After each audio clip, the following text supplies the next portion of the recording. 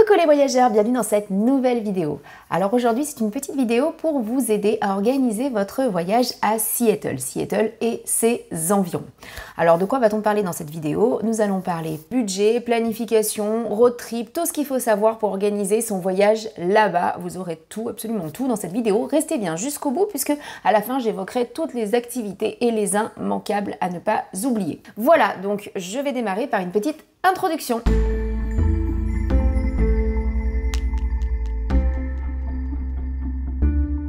Introduction et généralité.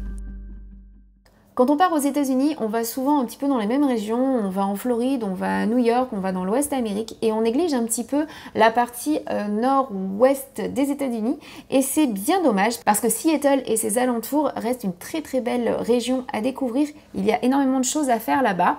Seattle, bon, c'est plus une grande ville, mais dans cette ville, vous avez un grand nombre d'activités, bien évidemment, que j'énumérerai plus tard, mais vous verrez qu'il y a beaucoup de choses à faire et les alentours, c'est juste magnifique. Vous aurez des forêts luxuriantes, vous aurez des paysages de montagne très beaux. Bref, vous allez voir un véritable bol de nature et c'est magnifique. Je mets quelques images pour vous montrer, mais ça ne reflète en rien la réalité et l'ambiance générale qui est quand on s'y trouve. Donc vraiment, c'est un beau voyage à faire et je le conseille vivement. Alors Seattle, ce sont des vacances qui se prêtent très bien en famille.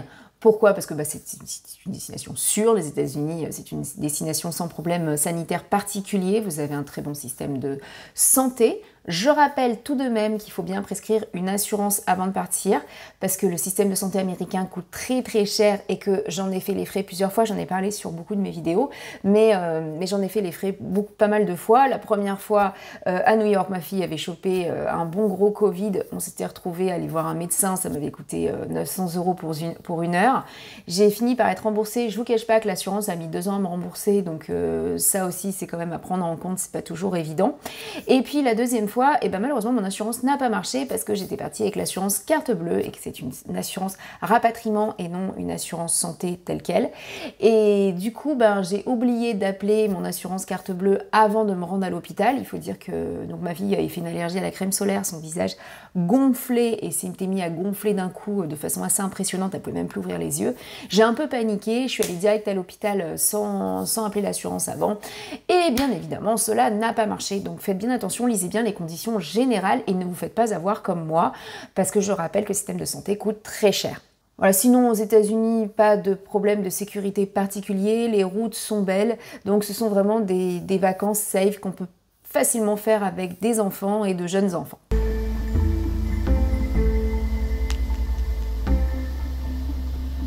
Les formalités.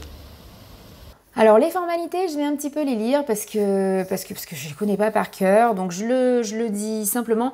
Donc le séjour touristique aux États-Unis est autorisé pour une durée maximale de 90 jours. Pour entrer aux États-Unis, les ressortissants français doivent être en possession d'un passeport individuel électronique valable jusqu'à la date du retour en France. Ils doivent également obtenir avant d'embarquer une autorisation ESTA avec leur nom et leur prénom tels qu'ils apparaissent sur leur billet d'avion. Et ça c'est très important mesdames, c'est surtout pour vous. Si sur votre billet d'avion vous avez votre nom de jeune fille, il est important qu'il y ait votre nom de jeune fille sur l'ESTA. Il faut vraiment qu'il y ait les mêmes noms. Si vous avez votre nom marital d'un côté, ayez votre nom marital de l'autre. Si vous avez les deux noms d'un côté, ayez les deux noms de l'autre.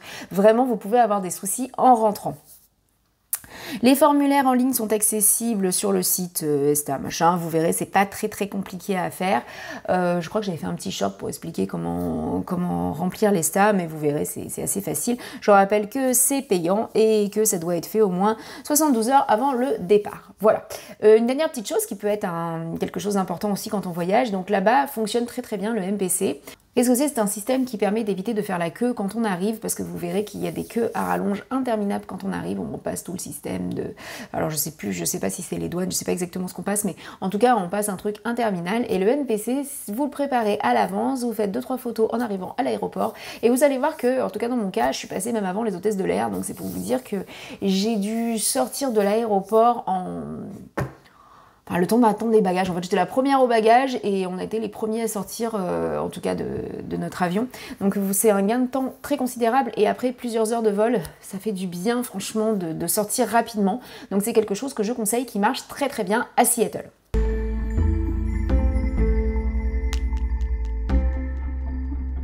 Climat et température.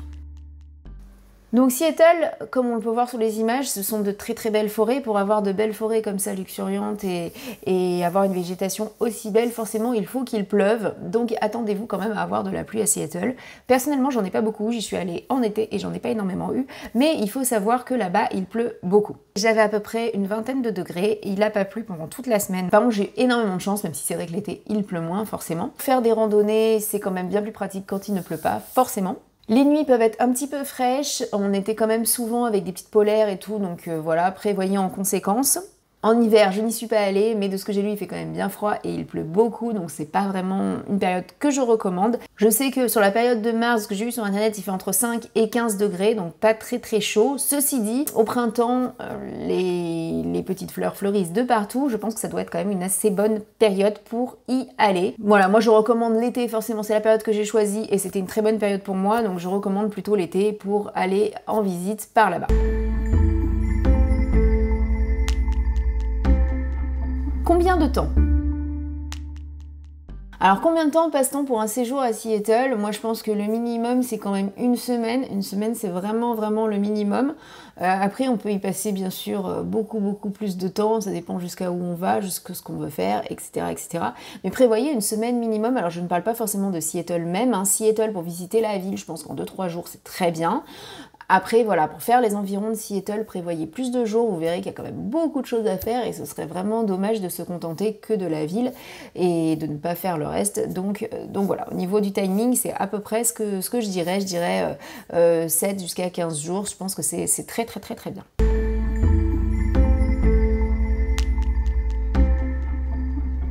Les moyens de locomotion. Alors comme je le disais, on ne va pas rester que à Seattle pendant tout votre séjour. À Seattle même, il n'y a pas forcément besoin de voiture, hein. On n'a pas besoin plus que ça de voiture, je réfléchis, mais moi j'ai quitté l'aéroport, alors moi j'ai eu la voiture directe, hein, j'avais pris la voiture directe, j'ai quitté l'aéroport, il y a des navettes directement qui amènent aux voitures de location, vous verrez il y a des bus qui sont gratuits, qui nous emmènent directement à l'endroit où on peut louer toutes les voitures, donc c'est peut-être judicieux en effet de la récupérer là. Après à l'intérieur de Seattle, je n'ai pas utilisé la voiture une seule fois, je suis restée 3 jours à Seattle, je n'ai pas utilisé la voiture. Comment je me suis déplacée dans la ville?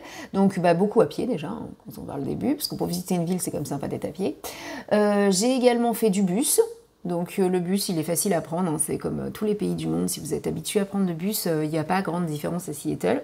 J'ai pris bien sûr le monorail, on y reviendra, mais le monorail c'est quand même un incontournable de Seattle, il faut le prendre au moins une fois. Et puis je me suis déplacée en trottinette électrique. Alors voilà, j'ai loué comme dans les grandes villes, j'ai loué une petite trottinette électrique, ça a beaucoup amusé ma fille. Et on s'est déplacé pas mal en trottinette électrique aussi. Donc bien évidemment, comme je le disais, on ne reste pas à Seattle, on va aller dans les environs. Dans les environs de Seattle, il faut absolument une voiture. Pas de souci aux États-Unis pour louer une voiture. Pour louer une voiture, il vous suffira d'un permis de conduire français datant de plus d'1 an. Les conducteurs doivent avoir 21 ans pour louer une voiture et les moins de 25 ans paieront des frais supplémentaires. Le permis international n'est pas obligatoire. Vous verrez que de conduire aux États-Unis, c'est très simple. Aucune angoisse, aucune inquiétude à avoir. C'est assez similaire avec ce qui se passe en France. C'est même beaucoup plus simple parce que c'est vraiment que des autoroutes et des grosses lignes droites.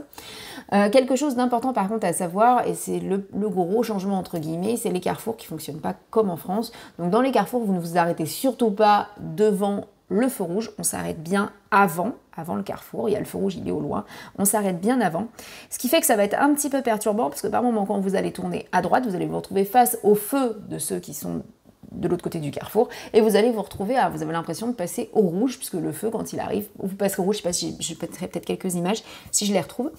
Donc voilà, donc ça peut être un petit peu perturbant ces carrefours-là, mais à part ça, franchement, les routes du côté de Seattle, elles sont très belles, elles sont grandes, elles sont faciles. Pour se diriger, Google Maps est votre ami, pas la peine de prendre des tas de GPS ou de je ne sais quoi, c'est pas la peine. D'ailleurs, j'en profite pour dire que j'ai loué ma voiture là-bas, et apparemment je ne suis pas la seule à qui c'est arrivé. Ils vont essayer de vous vendre des millions de choses dont vous n'avez absolument pas besoin, donc ne vous faites pas avoir parce que nous, la fille, au comptoir, elle était mais adorable, très très très gentille, et elle voulait nous rajouter des options. Et en fait, elle était tellement de bonne foi et de bonne volonté que on avait presque envie de prendre toutes ces options sans nous rendre compte que c'était des frais supplémentaires. Alors c'était du genre, ah mais là il faut absolument prendre cette assurance, vous vous rendez compte que vous prenez des risques avec votre famille, ce serait quand même dommage. Alors que là, avec cette assurance-là, une assurance on n'avait absolument pas besoin. Après elle nous a dit, oh, mais la voiture que vous avez prise, mais mon Dieu, mais vous êtes 5, mais elle est beaucoup trop petite. Est-ce que vous êtes sûr que vous voulez pas être surclassé? Parce que là vraiment pour 5, la voiture était immense, je mettrai quelques images, mais la voiture c'était un paquebot tellement elle était grande. Donc voilà, donc ils essaient vraiment de vous vendre des choses en plus, et le GPS, et le truc, et le machin. Donc non, vous n'avez pas besoin de tout ça. Vous avez juste besoin de votre téléphone portable avec Google Maps dessus, pas besoin d'autre chose, ça marche très bien et il n'y a pas d'autres soucis à avoir. J'en profite, comme je parle de téléphone portable, je vais vous expliquer comment je fais. Dans chaque pays, normalement je prends toujours une carte SIM. Les États-Unis, c'est le seul pays où je ne prends pas de carte SIM parce que j'ai trouvé des forfaits qui n'étaient pas très chers, qui me permettent de communiquer sans souci là-bas. Donc voilà, donc personnellement, je n'achète pas de carte SIM aux États-Unis, je me renseigne sur les forfaits avant. Je me rappelle plus où est-ce que j'ai chopé mon forfait, mais je l'écrirai ici si besoin. J'écrirai les petites informations. Mais en tout cas, voilà, aux États-Unis, je n'achète pas de carte SIM, je fais avec ma carte SIM. Bon, tant qu'on est dans les voitures, je vais finir donc par cette petite catégorie. Comment vous allez organiser votre voyage? Donc je le dis pas mal de fois, mais c'est mes Google Maps et votre ami. Je suis toujours avec Google Maps. Mais Google Maps et votre ami, vous allez voir, je vais vous montrer des petites images. C'est assez facile en fin de compte quand vous voulez aller quelque part. Cherchez pas à comprendre. Vous, par exemple, vous regardez sur ma vidéo toutes les activités qui vous plaisent, tout ce que vous comptez faire. Sur Google Maps, vous cliquez, vous mettez, vous enregistrez à chaque fois les lieux où vous voulez aller et votre trip va se dessiner tout seul. Tout seul, vous allez voir un petit peu tout ce que vous voulez faire. Ça va se dessiner sur la carte et à partir de là, vous aurez votre plan principal et vous saurez à peu près qu'est-ce que vous voulez faire. Vous aurez les trajets entre tel ou tel endroit. Ça va vous permettre d'organiser vos nuits et de savoir mieux comment planifier votre voyage. Moi, je planifie qu'avec Google Maps. Je trouve que en fait, ça marche très bien. J'ai essayé des tas d'applications et des tas d'applications qui sont très très bien. Mais en fait, comme j'utilise Google Maps pour tout, pour mon GPS, pour mon truc, pour mon machin, au moins tout est centré au même endroit. Tout est relié avec mon calendrier. Tout est relié avec tout ce que j'ai. Bref, donc moi, j'utilise que ça aujourd'hui et je trouve que ça marche très très bien. Surtout que vous avez toutes les informations du lieu où vous voulez aller à chaque fois. Donc, ils vous diront les horaires d'ouverture, les horaires de fermeture. Ça, c'est très très important. On y reviendra plus tard, mais je me suis fait avoir une ou deux fois parce que justement j'avais pas bien regardé. Donc voilà, donc vous avez vraiment toutes les informations et tout ce qu'il faut savoir sur Google Maps et ça va vraiment être votre meilleur ami pour organiser votre séjour. Voilà, c'est un petit conseil personnel, c'est comme ça que je fais, d'autres personnes font autrement, on est tous différents, pas de souci. Moi en tout cas c'est comme ça que je fais.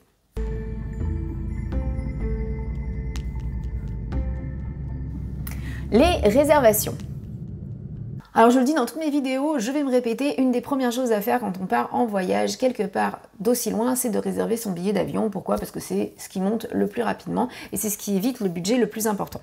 Pour réserver son billet d'avion au moins cher, n'hésitez pas à aller sur des comparatifs, sur des sites comparatifs de prix. Très important, n'achetez pas sur ces sites-là, achetez bien par la compagnie directement parce qu'en cas de retard d'avion, etc., c'est quand même très très bien d'avoir la compagnie à l'aéroport. Je parle par exemple pour moi qui part de Nice. Ça m'est déjà arrivé de me faire avoir. Par exemple, je voyage avec EasyJet entre Nice et Paris et à Paris, je prends Air France, un exemple. Si EasyJet a du retard, Air France, on n'a rien à faire. Hein. C'est pas leur problème. Par contre, si je prends Air France du début à la fin, si Air France avait du retard à Nice, ils vont se débrouiller pour me trouver un autre vol après à Paris sans frais supplémentaires. Donc c'est parfois très important de passer par la même compagnie et de passer en direct avec eux parce que sinon ils vont vous dire oh là là, voyez avec la personne avec qui vous a vendu le vol. Quelque chose aussi important à savoir, pour faire des économies, donc c'est quelque chose que j'ai déjà parlé, nous on voyage tout le temps en bagage cabine, on ne prend pas de gros bagages en soute parce que sinon ça coûte très très vite une fortune et qu'en fin de compte on s'est aperçu qu'on s'en sortait très bien avec nos bagages en soute et nos sacs à dos. Donc pour Air France, faites bien attention aux tailles des bagages cabine parce que c'est pas très grand, mais vous avez le droit à un petit sac à dos avec et puis au final on n'a pas besoin non plus de tonnes de choses, on s'est vite aperçu en partant en voyage qu'on avait tendance à trop en prendre. Je reviendrai après sur les valises, parce que c'est ma catégorie suivante, mais voilà, en tout cas nous c'est comme ça qu'on fait pour faire des économies. Au sujet des activités, il y a très peu de choses à réserver à l'avance. Je réfléchis, mais non, pour moi, il y a très peu de choses à réserver à l'avance. La seule chose que je voulais faire à l'avance et que je n'ai pas pu, c'est l'usine Boeing. Alors déjà, je n'ai pas prévu à l'avance, je me suis dit, ah bah, il va y avoir un peu tout le temps de la place, je verrai la veille. Bon, déjà, j'avais pas fait attention, je l'ai dit tout à l'heure, mais C'était la journée de fermeture le lendemain. Donc voilà, donc ça c'était résolu. Et quand je me suis dit c'est pas grave, on ira le surlendemain, bah oui mais il n'y avait plus de place le surlendemain. Donc je me suis fait avoir et j'ai pas pu le faire et c'est bien dommage, c'est vraiment quelque chose que je voulais faire et qui était dans ma checklist. Donc au niveau des hôtels, hôtel ou logement, voilà. Pour ce qui est de Seattle, je vous conseille de prendre un petit appartement, Airbnb ou autre. En tout cas, je vous conseille quand même d'avoir un appartement parce que la nourriture aux États-Unis est très coûteuse. J'en profite d'ailleurs pour en parler un peu là parce que je crois que j'en parle plus derrière. Non. Donc la nourriture aux États-Unis coûte très cher. Les restaurants, je trouve que la note est plus élevée qu'en France, surtout qu'il y a un pourcentage à donner en pourboire. Hein, donc vous verrez à la fin, on vous proposera des pourboires. Il faut savoir que les serveuses ne sont pas payées si vous ne donnez pas de pourboire et que c'est très mal vu de ne pas donner. Et j'avoue que quand on voit parfois combien il faut donner, on a un petit peu de mal à donner. Surtout que c'est pas exactement dans notre culture, mais il faut donner, il faut bien prendre en compte ce chiffre-là en plus, et ça grimpe très vite. Donc moi je vous conseille personnellement de prendre un petit appartement pour pouvoir organiser vos repas chez vous le soir. Vous ferez quand même beaucoup d'économies, et puis de toute façon ça fait du bien de se poser à la fin d'une bonne journée. En tout cas pour ce qui est de Seattle, moi c'est comme ça que j'ai préféré faire. Par contre, pour faire les alentours de Seattle, là j'avoue, j'ai pris des hôtels. Et ce sont des hôtels que j'ai dû réserver longtemps à l'avance, parce que moi je les ai pris dans les parcs directement, dans les parcs nationaux. Et c'est des hôtels qui sont pris d'assaut dès le début. Je vais vous parler un petit peu de ces hôtels si ça vous intéresse. Donc je vais vous parler des 2 hôtels que j'ai fait. Je vais commencer par le Sol Duke Hot Resort, qui est un hôtel qui se trouve à l'Olympic Park. Donc on reviendra plus tard sur qu'est-ce que l'Olympic Park, etc. C'est un hôtel qui est en pleine verdure, c'est vraiment apaisant, c'est super. Alors attention, vous n'aurez pas de connexion Wi-Fi là-bas. Moi qui suis une personne assez connectée quand même, ça m'a fait un petit peu bizarre, mais à la fois ça m'a permis de déconnecter complètement. Vous êtes vraiment dans la verdure, comme dirait mon mari, il y a un petit côté rustique, hein, bon, même dans les logements, il y a un petit côté rustique. Le lit était un peu bancal, voilà, on avait une salle de bain où l'eau chaude avait un petit peu de mal à couler, voilà, donc c'est un petit peu rustique, mais à la fois c'est tellement charmant, ça a énormément de charme.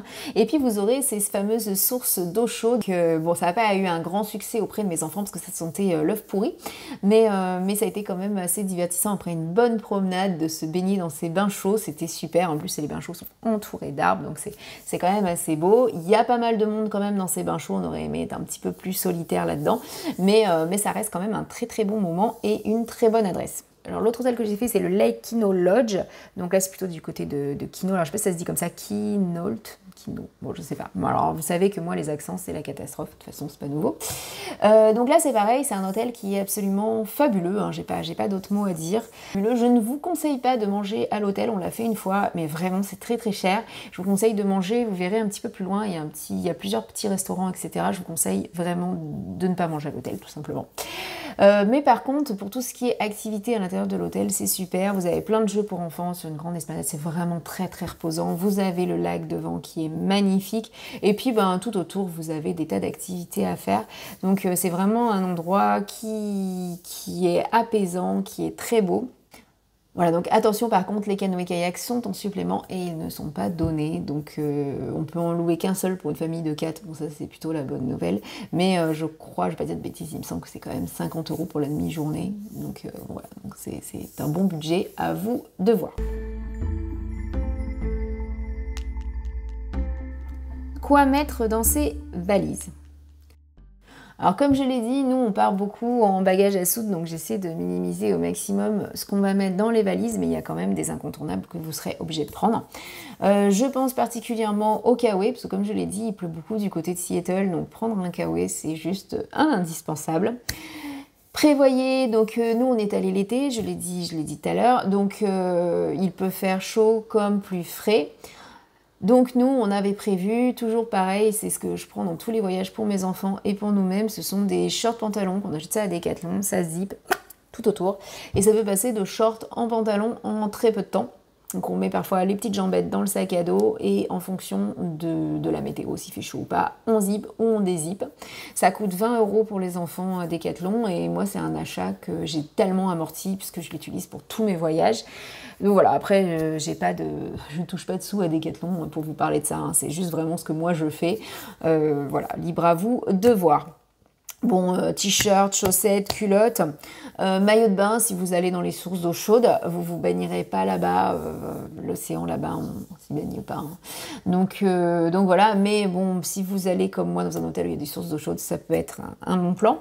Pensez à prendre bien sûr une petite polaire, je vous l'ai dit, il fait parfois frais, même l'été, donc prenez une petite polaire. Des chaussures de marche, bien évidemment, parce que qui dit randonnée dit chaussures de marche. Je vous rappelle que les prises américaines ne sont pas les mêmes qu'en France et qu'il va absolument falloir avoir un adaptateur. Ça, n'oubliez pas de le mettre dans vos valises. N'oubliez pas aussi tous vos multiples prises pour vos chargeurs. Alors, pour la prise, c'est dommage, je ne l'ai pas là. Pour l'adaptateur, nous, on avait pris plein de ports USB dessus, plein de sorties différentes parce qu'on a pas mal d'appareils à charger. Donc, je vous conseille aussi de faire pareil. Il y en a sur Amazon. Ils sont très, très bien. Pour nous et les enfants, donc toujours pareil, nous on fait des petits carnets de voyage. J'ai fait des tutos et j'en referai un d'ailleurs je referai un petit tuto sur nos carnets de voyage. Moi je trouve que c'est quelque chose qui est génial, c'est un souvenir que vous allez garder avec vous pendant des années et c'est quelque chose qui va occuper les enfants. Alors ça c'est mon carnet de voyage à moi. Voilà, donc moi je dessine donc mes cartes sur celui-ci, j'ai décidé de dessiner mes cartes. Donc du côté de Seattle, voilà, hein, ça donne un petit peu ça. Donc moi, ah oui, très important aussi, on le verra tout à l'heure, mais au parc, on vous donne des tampons, donc c'est assez sympathique à mettre sur votre carnet. Et puis, voilà, donc je mets un petit peu tout ce qu'on a fait. Je vais mettre les billets de musée, etc., etc. Et ça me permet de me rappeler de mon voyage pendant très longtemps. Donc ça, pour moi, c'est super. Moi, j'adore faire ça. Mais c'est également super pour les enfants. Donc là, je vais prendre le carnet de ma fille. Parce que chaque fois qu'on va devoir attendre à un endroit, et croyez-moi, pendant les voyages, que ce soit en voiture, en truc, en machin, on attend toujours un peu. Et ben, les enfants adorent faire leur carnet. Donc là, je donne un exemple du carnet de ma fille. Alors, c'est pas la plus petite, hein, j'aurais pu prendre le carnet de la plus petite. Mais voilà, ça vous donne des idées. Elle va faire des dessins. Elle va expliquer tout ce qu'elle a vu. Donc voilà. Et ça occupe énormément les enfants. Ils aiment bien récupérer les petits billets, les petits autocollants. Et puis, et là, si j'ai la plus petite, donc elles ont chacun fait leur carnet à leur façon. Voilà, donc ça donne une petite idée. Voilà, donc ça vous donne une petite idée un petit peu des petits carnets. Et ça reste un souvenir incroyable. Ils prennent beaucoup de plaisir à le faire. Et ça fait des souvenirs énormes. On met ça dans le sac à dos. Et à chaque fois qu'on doit attendre dans l'avion, plutôt que de faire que des écrans, alors bien sûr ils vont en faire, hein, parce que quand on a 10 heures de vol, 11 heures de vol, on fait des écrans, mais plutôt que de faire que ça, nous on privilégie aussi de faire des petits carnets, dans la voiture pareil, dans les restaurants où on attend pareil, dans les musées où on attend pareil, enfin voilà, il y a vraiment des tas d'endroits où on peut faire ces petits carnets, et au final ça fait plaisir à toute la famille, et ça fait un super souvenir, vous verrez qu'ils en seront très fiers.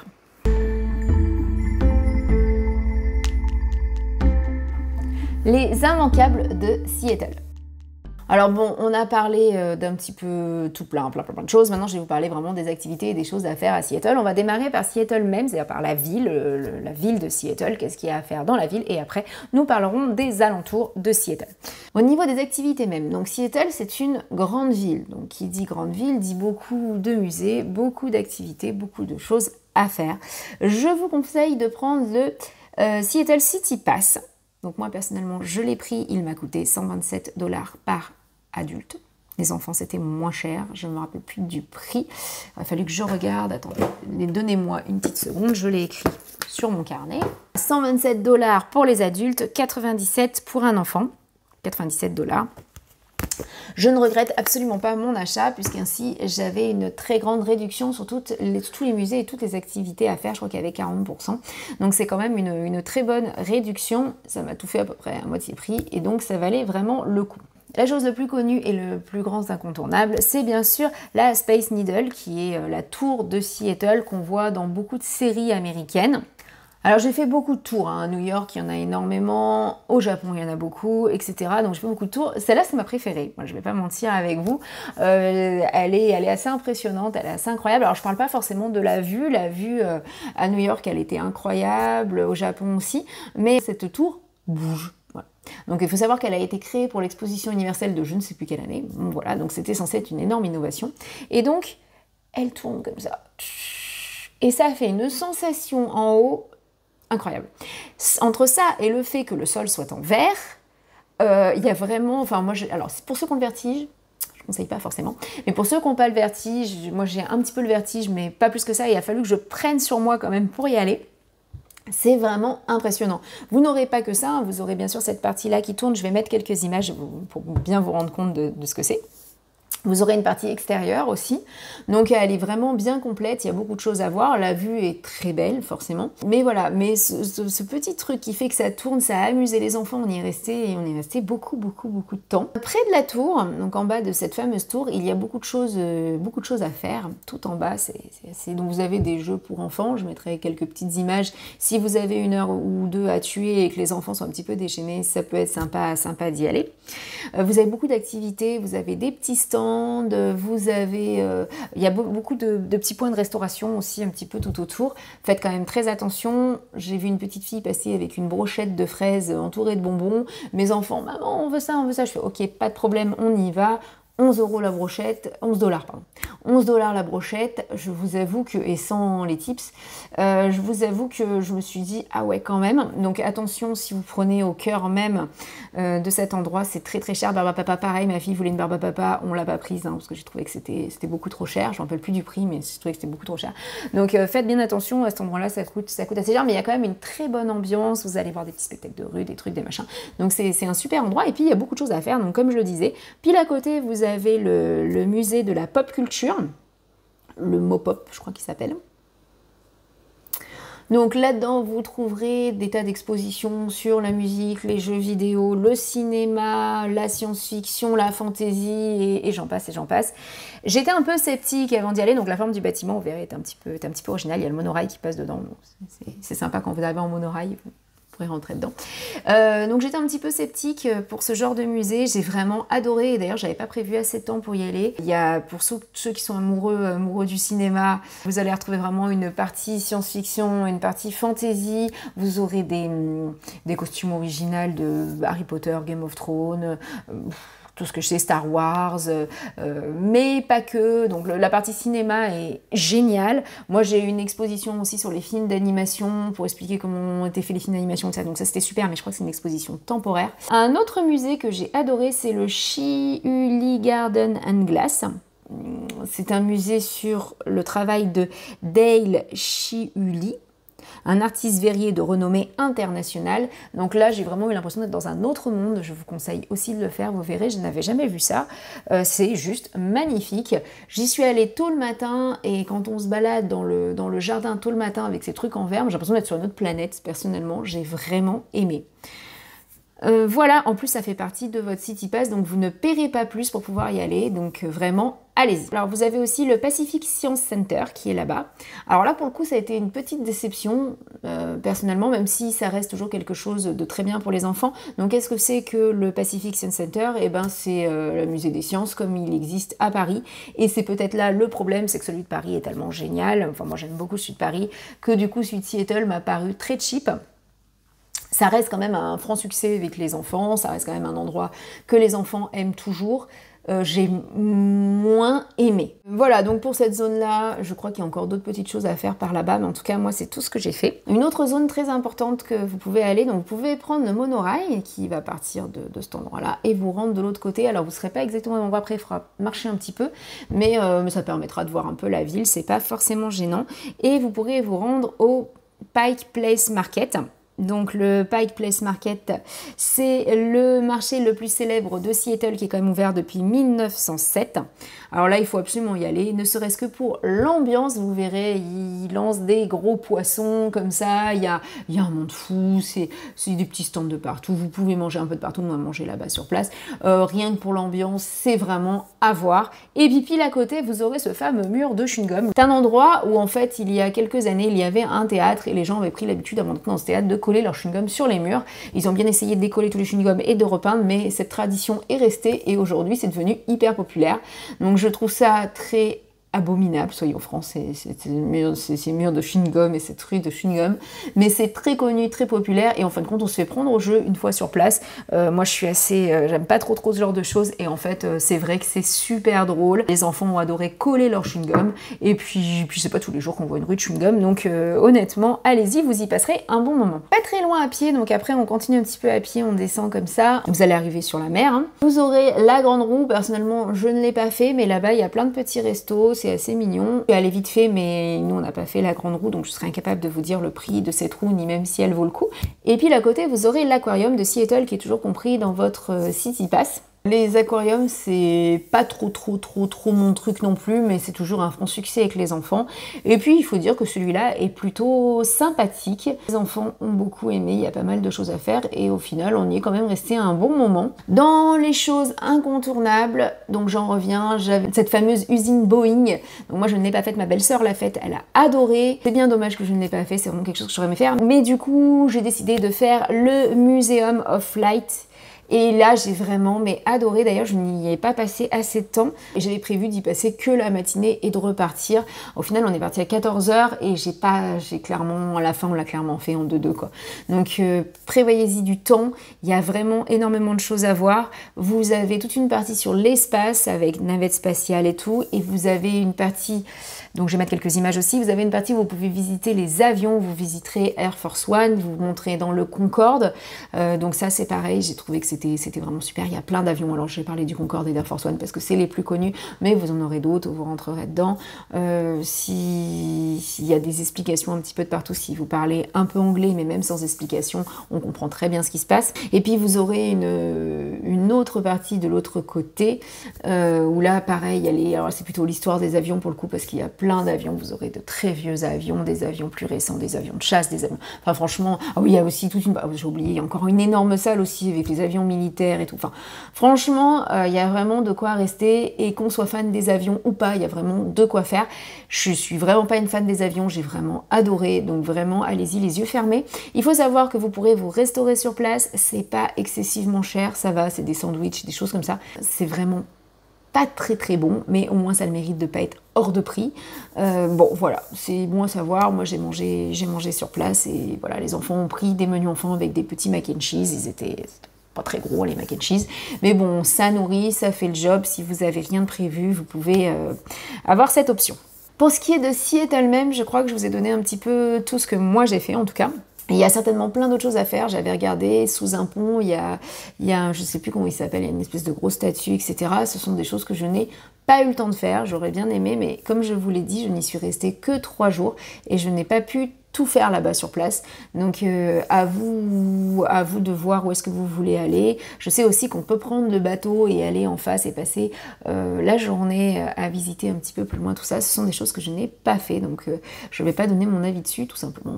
Quand on l'a pas fait, ça sert à rien de donner son avis dessus. La première chose que je vais vous parler, c'est à seulement 2 heures de Seattle. À 2 heures de route de Seattle, vous avez le parc national qui est dominé par le majestueux Mont Rainier. Alors j'espère que ça se prononce bien comme ça. C'est un volcan, vous aurez des randonnées à couper le souffle, des panoramas incroyables, des glaciers, etc. etc. En activité, ça ne manque pas, hein, bien sûr, randonnée, photographie, exploration de la faune et la flore. Attention, il y a, donc c'est pareil pour l'Olympic Park, il y a des oursins là-bas, donc il faut le savoir. Donc on vous donnera les consignes au Visitor Center, je vais parler d'ailleurs ce que c'est le Visitor Center après, mais bon, on aura les consignes. Les consignes, c'est bien, ils viendront pas vous attaquer si vous n'avez pas de nourriture sur vous, donc évitez de pique-niquer, d'avoir de la nourriture sur vous. Et puis si vous faites du bruit tout à fait normalement, en fait, ils auront plus peur de vous qu'autre chose, donc ils ne viendront pas vous attaquer. J'en profite donc pour faire la petite aparté sur qu'est-ce que les Visitor Center. Donc ça c'est pareil aux États-Unis, dans tous les parcs nationaux américains, vous avez un Visitor Center. C'est quelque chose que je vous conseille de faire dès votre arrivée. Vous arrivez dans un parc, peu importe lequel, on va au Visitor Center. Moi c'est quelque chose que je fais systématiquement. Pourquoi? Parce que vous allez avoir toutes les informations nécessaires pour planifier vos journées dans ces parcs.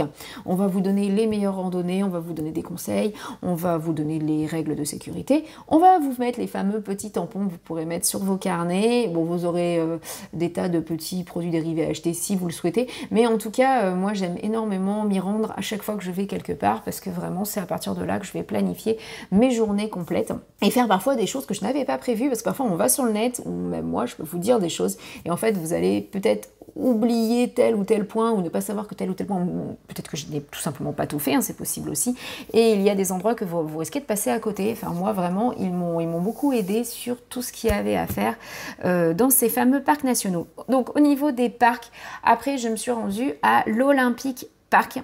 L'Olympic Park, c'est incroyable, un bol d'air, un bol de nature, des paysages à couper le souffle. Alors je vais vous parler un petit peu de... Je vais vous parler un petit peu de ce qu'il y a à faire très rapidement. Donc on est monté tout en haut d'une petite... Ça s'appelle le Hurricane Ridge. Voilà, donc on est monté, il pleuvait à torrent en bas, je vais mettre des images, mais il pleuvait à torrent en bas, on arrive en haut, il y a un soleil incroyable, on s'est cru dans un autre monde, mais c'est pas possible, il y a 2 secondes il pleuvait, 3 secondes plus tard il fait beau. Et donc vous verrez des tas de petites biches, c'est très beau, il y a des balades à faire en haut. Il faut savoir aussi, pour ceux qui sont fans de la série, comment ça s'appelle, Twilight, que les films ont été tournés par là-bas, d'ailleurs je crois que dans le livre aussi ça se passe par là-bas, donc vous avez le fameux petit village qui a servi pour tourner Twilight, je n'y suis pas allée, mais je le précise parce que je l'avais vu dans plusieurs guides de voyage.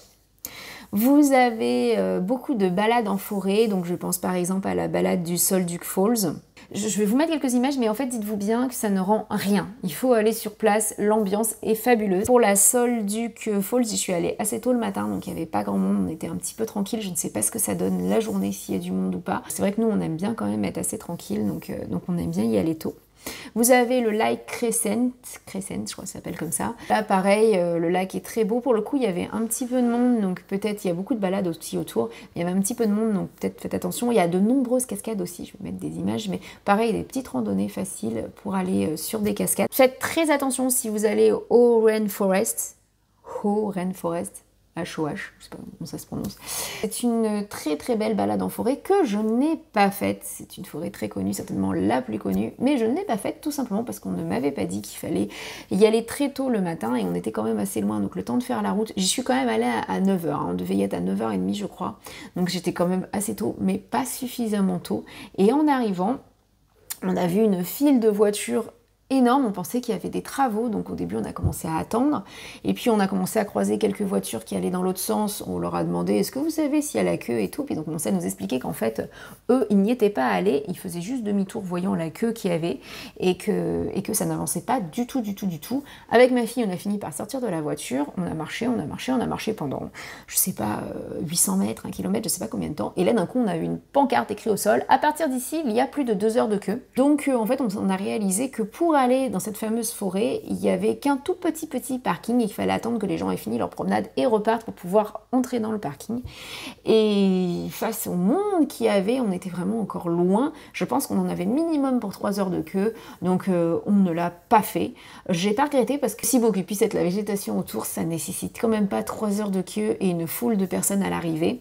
Donc on n'a pas regretté. Et d'ailleurs, on a pu le remplacer parce qu'après on est allé à Quinault, comme ça se dit, et il y a le Rainforest Trail Head, qui est aussi pareil, une forêt un petit peu luxuriante pareil, et là pour le coup on était tout seul, c'était magnifique, et du coup on n'a absolument pas regretté notre choix et d'avoir préféré la deuxième forêt, surtout que quand je suis allée voir les commentaires sur internet, tous disaient que la première était quand même vraiment blindée de monde, et c'est vraiment tout ce que j'aime pas dans une forêt. Il y a énormément de, alors j'ai pas tout noté, mais il y a énormément, regardez sur Google Maps, d'arbres qui vont vous dire celui-là c'est le plus gros arbre. Alors le Big Cedar Tree, c'est un exemple, le World Largest Cycas Spruce, alors je suis vraiment désolée pour mes accents, mais en gros il y a énormément de très très gros arbres, c'est souvent des toutes petites balades où ils vous amènent à des arbres, pareil je mettrai quelques photos, mais à des arbres assez impressionnants et assez volumineux, et ça peut valoir le coup. Parfois on se gare, on marche juste 10 minutes, et c'est vraiment sympa. Donc quand on rejoint la plage, pareil je mettrai quelques images, la plage est magnifique. En tout cas, nous, quand on est allé, on a pris beaucoup de plaisir à y aller. Et vous avez le fameux Tree of Life. Vous verrez, c'est un arbre qui a une forme un petit peu bizarre comme ça aussi. Donc c'est pareil, on a vraiment aimé. On a essayé de manger de ce côté-là, près de la plage, et on a été un petit peu déçus. Donc c'est peut-être pas un endroit où il faut manger. On pensait avoir beaucoup de petits snacks, beaucoup de petits restaurants. Et en fait, on n'a pas tant trouvé de trucs que ça pour manger. Et on s'est retrouvé dans un petit snack où ils faisaient en plat une tonne de collections sur le menu, mais quand on est arrivé à table, ils nous ont dit il n'y a plus que des hamburgers à 35 $. On a fait ok, bon ben voilà. Heureusement qu'il y avait des enfants et que dans le menu enfant c'était un petit peu moins cher, mais c'est juste pour expliquer que c'était peut-être pas le meilleur endroit pour se restaurer. Du moins, on n'est pas très bien tombé. Voilà, mais en tout cas, cette zone-là de Seattle est fabuleuse et c'est vraiment clairement un incontournable. Voilà, je pense que j'ai à peu près tout dit dans cette vidéo. Je pense qu'on a fait un bon petit tour de Seattle et de ses environs. Bien évidemment, je n'ai pas tout dit, je n'ai pas tout fait tout simplement. Donc j'ai parlé de ce que j'avais fait, mais bien évidemment qu'il y a encore beaucoup de choses à faire et à découvrir dans cette région. Donc n'hésitez pas à compléter mes informations avec ce que vous pourrez trouver un petit peu de partout. En tout cas, moi j'ai vraiment adoré ce voyage et je le conseille à tous. Si vous avez aimé ma vidéo, n'hésitez pas à liker, n'hésitez pas à regarder mes autres conseils pour d'autres régions dans le monde. En tout cas, je vous fais des bisous et on se retrouve très vite. À bientôt les voyageurs!